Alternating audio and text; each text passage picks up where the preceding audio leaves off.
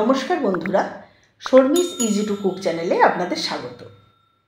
প্রচণ্ড গরম চলছে, তাই এই সময় কাঁচা আমটা আমাদের শরীরের জন্য ভীষণ উপকারী। তাছাড়া পুদিনা তো শরীর ঠান্ডা রাখে, এটা আমরা সবাই জানি। আজ আমি বানাবো কাঁচা আমের শরবত বা আম পান্না। আমি এখানে 3-4টে আম ভালোভাবে ছাড়িয়ে নিয়ে ভিতরের কুশি বা আঁটি যাই বলুন সেটা ভালোভাবে বার করে নিয়েছি। এরপর প্রেসার কুকারে একটা সিটি দিয়ে আমি হালকা সিদ্ধ করে নিয়েছি। দেখতেই পাচ্ছেন আমগুলো একদম গোটা গোটা আছে, কোনো রকমভাবেই গলে যায়নি, কিন্তু কাঁচা যে ভাবটা সেটা চলে গেছে। আমি আমটা জল শুদ্ধই নিয়েছি, যে জলে সিদ্ধ করেছি সেই জলটাও নিয়েছি, ফেলে দিইনি। নিয়েছি ভাজা জিরের গুঁড়ো, বিট লবণ, গোলমরিচ আর কিছু পুদিনা পাতা, কারণ পুদিনার ফ্লেভারটা আম পান্নাতে ভীষণ ভালো লাগে। আর বাজারেও এখন পুদিনা অ্যাভেলেবেল। এরপর আমি একটা মিক্সার গ্রাইন্ডারে এগুলো সমস্ত গ্রাইন্ড করে নেব। পুদিনা, জিরে, গোলমরিচ এগুলোর উপকারিতা আমরা সবাই জানি, যেগুলো আমাদের শরীর ঠান্ডা রাখে, এছাড়া স্বাদ তো বাড়ায়। বিট লবণেরও আলাদা একটা ফ্লেভার আছে যেটা স্বাদটা বাড়িয়ে দেবে। আমি এখানে কোনো রকম সাদা নুন ব্যবহার করিনি।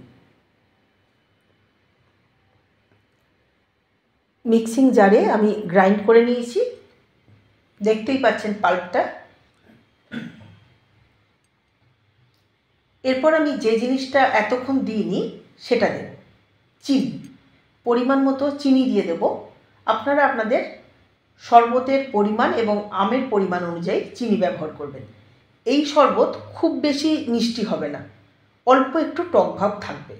আর কাঁচা আমের জলটা আমি সিদ্ধর জলটাও দিয়ে দিয়েছি, যাতে আমের গুণাগুণটা সবটাই পাওয়া যায়।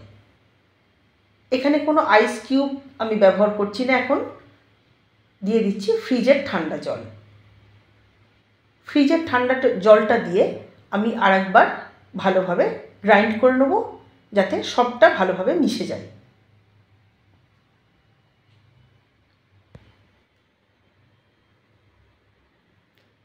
তৈরি আম পান্না বা কাঁচা আমের শরবত। থিকনেসটা দেখতেই পাচ্ছেন, দেখে হয়তো ওপর থেকে মনে হচ্ছে খুব ঘন, তা কিন্তু নয়। চামচ থেকে যখন পড়ছে তখন দেখুন যে যথেষ্ট পাতলা হয়েছে, কারণ খুব ঘন হলে ভালো লাগবে না।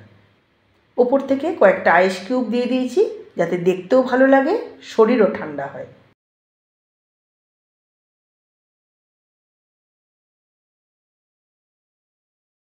অবশ্যই বানাবেন। আমার চ্যানেলের যারা নতুন বন্ধু, যারা এখনও চ্যানেলটা সাবস্ক্রাইব করেননি, তারা অবশ্যই চ্যানেলটা সাবস্ক্রাইব করে নেবেন এবং পাশে থাকা বেল আইকনটিকে ক্লিক করে রাখবেন, এবং যতটা সম্ভব লাইক এবং শেয়ার করবেন।